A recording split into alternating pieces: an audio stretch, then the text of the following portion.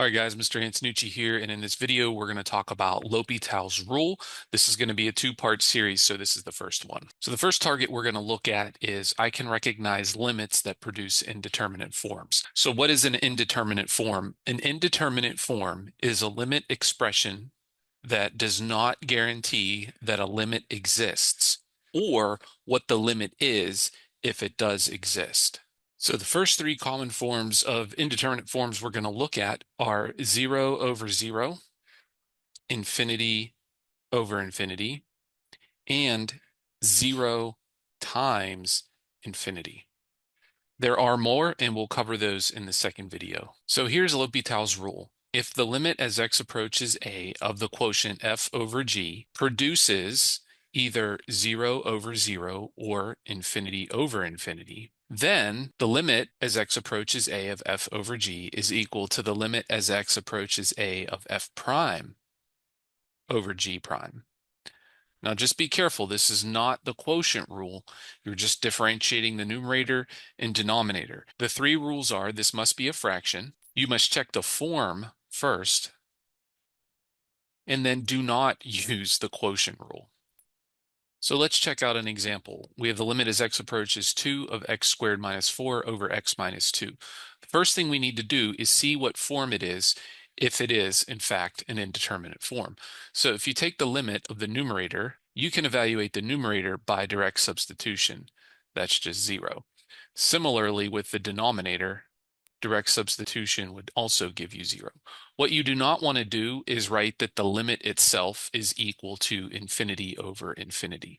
It's an indeterminate form. You can't have an expression equal to an indeterminate form. So no matter what the indeterminate form is, don't write that the limit is equal to the indeterminate form. So the form, like we just said, is infinity over infinity. So once you identify the form, then you can apply L'Hopital's rule. So this is the limit as x approaches 2, the derivative of the numerator, 2x, over the derivative of the denominator, which is just 1, and direct substitution for that one gives us 4. So our answer for that one is 4. Now I will say earlier, when we learned about limits, we did look at an example like this, and we did use factoring to rewrite this as, and then the x minus 2's cancel. So you have the limit as x approaches 2 of x plus 2. Direct substitution gives you 4 there. Same answer, different method. Now, factoring isn't always going to work, but L'Hopital's rule really expands our ability to evaluate limits. So let's check out this one. As x approaches infinity, the numerator goes to infinity and the denominator goes to infinity. So this is the form infinity over infinity. So we can apply L'Hopital's rule. So this would be the limit as x approaches infinity, derivative of the numerator, 6x, derivative of the denominator, 10x. And again, the numerator and denominator both go to infinity, so the new form is still infinity over infinity. So we would apply L'Hopital's rule again. Limit as x approaches infinity of the derivative of the numerator over the derivative of the denominator. 6/10 is 3/5. So our limit is 3/5.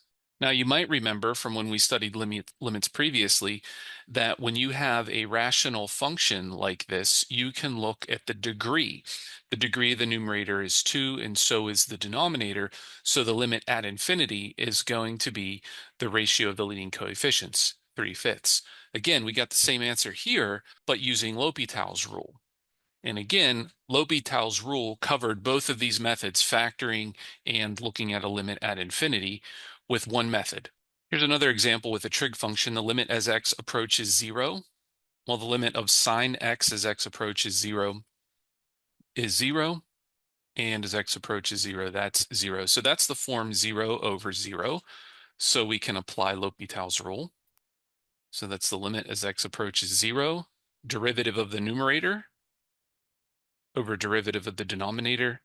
And as x approaches 0, cosine of 0 is 1. So our final answer is 1. Now, when we did this limit previously, we didn't have an actual algebraic method. There is one you can use with trig identities and trig formulas, but we looked at it from a graphical approach and saw that even though the function is undefined at 0, the limit is still equal to 1. But again, L'Hopital's rule, we can evaluate this limit. Now we're going to take a look at the other form for L'Hopital's rule, where you have a product, 0 times infinity. So if we look at this, if we take the limit as x approaches 0, you end up having x approaching 0. And as x approaches 0 from the right, remember the graph of natural log looks like this. And as you approach 0, the y values of the graph go toward negative infinity. They're unbounded in the negative direction. So you have times negative infinity. Well, that is the form 0 times infinity. It doesn't matter the sign for the infinity, just that it's a product of 0 times infinity.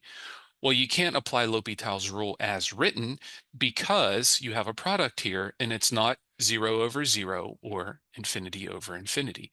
But what we can do is rewrite it as a fraction.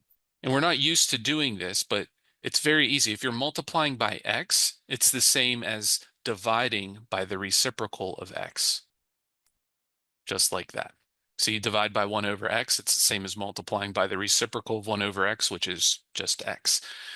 Now, if we take the limit of the numerator as x approaches 0 from the right is negative infinity, and the denominator as x approaches 0 from the right is positive infinity. So our new form is infinity over infinity.